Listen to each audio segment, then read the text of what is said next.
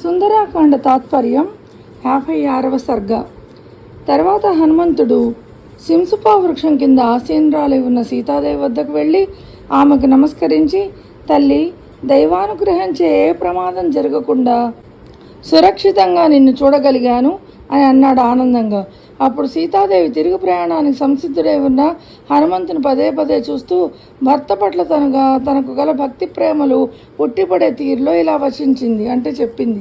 శత్రు సంహారకుడవైన ఓ హనుమ, ఈ కార్యసాధనకు, అంటే రాక్షసులందరినీ సంహరించి నన్ను రాముని వద్దకు చేర్చే పని అన్నమాట. నిజానికి నువ్వు ఒక్కడివే చాలు, నీ బల పరాక్రమాలు శ్లాఘనీయాలు. అయినప్పటికీ శత్రుసేనలు ఒంటి చేత్తో చీల్చి చెడగల రాముడు తన శరపరంపరలతో లంకను అతలాకుతలం చేసి నన్ను తోడుకొని వెళ్ళడం ఆయన ఘనతకు సముచితంగా ఉంటుంది. కాబట్టి సూరాగ్రేసుడు మహాత్ముడు అయిన రాముడు తన స్వకీయ పరాక్రమంచే శత్రువులను జయించే ప్రయత్నాలకు అనుగుణమైన సూచనలు నువ్వివ్వు. సీతాదేవి పలికిన అర్ధయుక్తమైన, సహేతుకాలైన, ప్రేమాస్పదమైన వచనాలు విని హనుమంతుడు ఇలా స్పందించాడు. తల్లి, వానర భల్లూక సేనలతో అతి త్వరలోనే రాముడు ఇక్కడికి వస్తాడు. యుద్ధంలో శత్రువులను జయించి నీ శోకానికి అంతం కడతాడు. వాయునందనుడే నా హనుమంతుడు అనునయ వాక్యాలతో సీతాదేవికి ధైర్యం చెప్పి ఆమెకు ప్రణమిల్లి బయలుదేరడానికి సంసిద్ధుడయ్యాడు.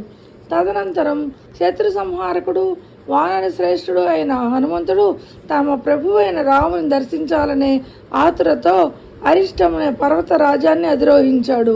ఎత్తైన పద్మక వృక్షాలున్న నల్లని వనాలతో కూడినదవటం వల్ల నల్లని వస్త్రం ధరించినట్లు, శిఖరాల మధ్య వ్యాపించిన మేఘాలచే ఉత్తరీయం ధరించినట్లు ఆ పర్వతం కనబడుతోంది. పైకి అక్కడక్కడ స్పష్టంగా కానవస్తున్న గైరికాది ధాతువులు కన్నుల వలె ఉండడం వలన మంగళకరాలైన సూర్యకిరణాలు ప్రేమాస్పదంగా మేల్కొనగా ఆ పర్వతం కళ్ళు తెరిచి లోకాన్ని చూస్తున్న చందాన ద్యోతకమవుతోంది. పర్వతం మీద గల కఠిన శిలలపై పారుతున్న జలప్రవాహ ధ్వనులు ఆ పర్వతం వేదాధ్యయనం చేస్తున్నట్లుగా, గలగల పారే సెలయేళ్ల ధ్వనులు గానం చేస్తున్నట్టుగా అనిపిస్తోంది. ఆ పర్వతం మీద దేవదారు వృక్షాలు అత్యంత ఎత్తైనవి అవడం వల్ల ఆ పర్వతరాజుని చేతులెత్తి తపస్సు చేస్తున్న మునిలాగాను, చర్యలపై నుండి పడుతున్న జలపాతాల ధ్వనుల వల్ల గొంతెత్తి అరుస్తున్నట్టుగా కనిపిస్తోంది. కదులుతున్న నల్లని శరత్కాల మేఘాలు ఆ పర్వతాన్ని గడగడ వణుకుతున్న ఒక వ్యక్తి తీరును గుర్తుకు తెస్తోంది.